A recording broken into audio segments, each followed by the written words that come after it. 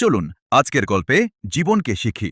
জিম্বাবুয়ের এক ব্যাংকে ডাকাত ঢুকে চেঁচিয়ে বলল, কেউ নড়বেন না, টাকা সরকারের, জীবন আপনাদের। সবাই চুপচাপ মেঝেতে শুয়ে পড়ল।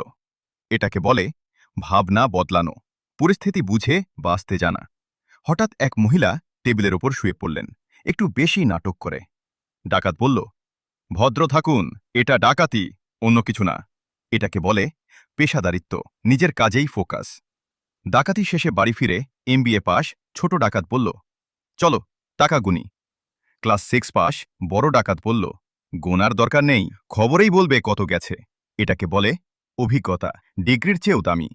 ডাকাত চলে গেলে ব্যাংক ম্যানেজার পুলিশ ডাকতে চাইল। সুপারভাইজার বলল, থামুন, 10 মিলিয়ন আমরা নিই, আগের 70 মিলিয়নের সাথে। এটাকে বলে পরিস্থিতিকে কাজে লাগানো। সে আবার বলল, মাসে একবার ডাকাতি হলে মন্দ হয় না। এটাকে বলে একঘেয়েমি কাটানোর অজুহাত। পরদিন খবর, 100 মিলিয়ন চুরি। ডাকাতরা গুনে দেখল তাদের আছে মাত্র 20 মিলিয়ন। জীবন বাজি রেখে 20 মিলিয়ন, ম্যানেজার একাই 80 মিলিয়ন। এটাকে বলে জ্ঞানই আসল শক্তি। আর ব্যাংক ম্যানেজার হাসছে, স্টক মার্কেটের লস সব কভার।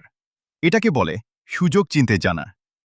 গল্পটা যদি ভাবতে বাধ্য করে লাইক দাও, কমেন্টে বলো তুমি হলে কি করতে, আর এমন লাইফ লেসন পেতে সাবস্ক্রাইব করো।